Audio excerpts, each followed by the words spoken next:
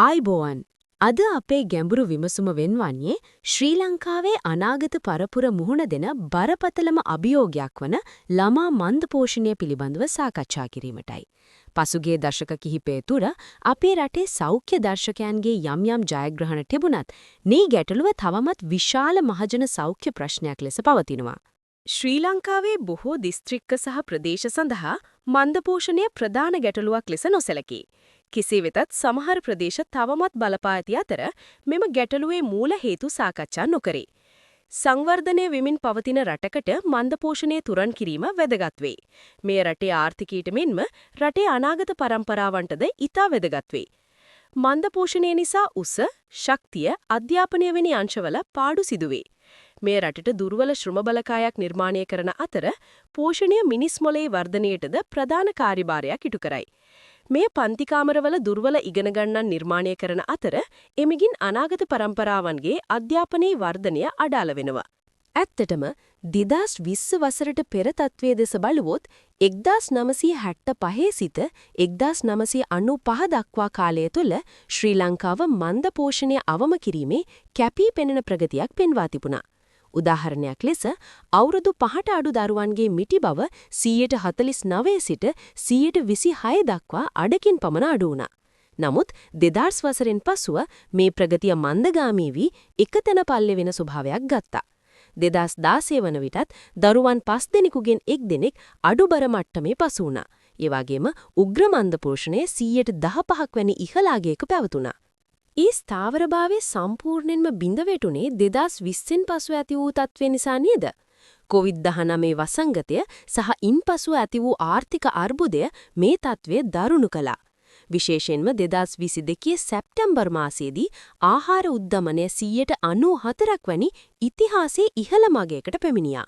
මෙහි ප්‍රතිලාභයක් ලෙස 2021 දී 12.2ක් වූ අඩුබර දරුවන්ගේ ප්‍රතිශතය 2022 වන විට 15%ට ඉහළගෙන තිබෙනවා.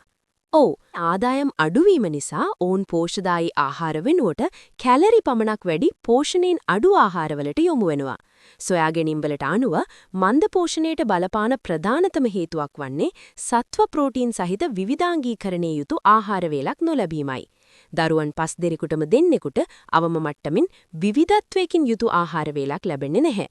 පෝෂණයට අමතරව පරිසර සාධකත් මේට දැඩිව බලපානවා. අපේ රටේ නිවාසවලින් පිරිසිදු ජලය පරීක්ෂා කර තහවුරු කර ඇත්තේ 60% පමණයි.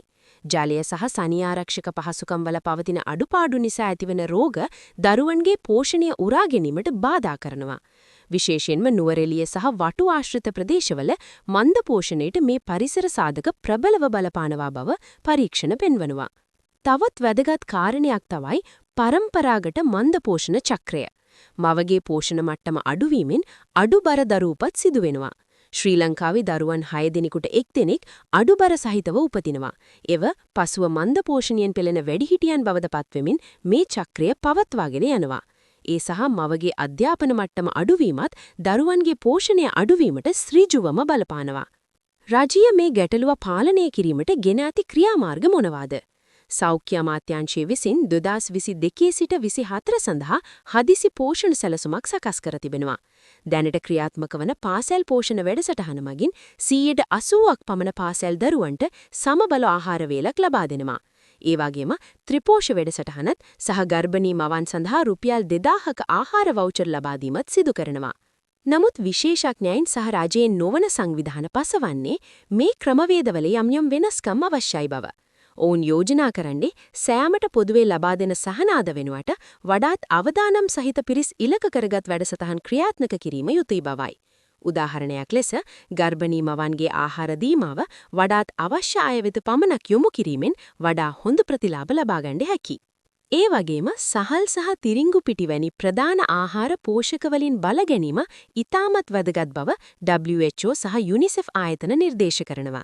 යකඩ, සිංක් සහ ෆෝලික් අම්ල වැනි පෝෂක ජාතික මට්ටමින් ආහාරවලට එකතු කිරීම මගින් මුළු ජනගණාවම පෝෂණීය ලාභදායීව ඉහළ නගන්න හැකියි. අපේ අවධානය යොමු විය යුතු කාලය තමයි පළමු දවස් 1000. දරුවෙක් පිළිසිඳගත් දිනේ සිට දෙවන උපතු දිනයට දක්වා වූ කාලය තුල සිදුවන පෝෂණ ඌනතා පසුව යථා තත්වයට ගන්න අපහසුයි. එම නිසා එම කාලය තුල මවන්ට සහ දරුවන්ට නිසි පෝෂණය ලබා දීම අනිවාර්යයෙන්ම කළ යුතුයි.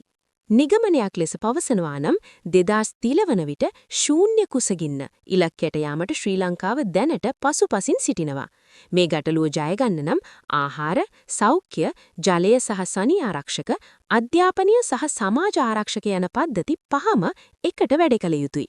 දත්ත මත පදනම් වූ මැදිහත් වීම හරහා වඩාත් පීඩිත පවුලන් වෙත සම්පත් යොමු කිරීමෙන් පමණයි මේ පරම්පරාගත චක්‍රය බිඳ දමන්න හැකි. ඉතාමත් වැදගත් සාකච්ඡාවක්. අපේ රටේ දරුවන්ගේ අනාගතය වෙනුවෙන් මේ යෝජනා ක්‍රියාත්මක කිරීම අත්‍යවශ්‍යයි. අද දින අප සමග සම්බන්ධ වූ සෑමටම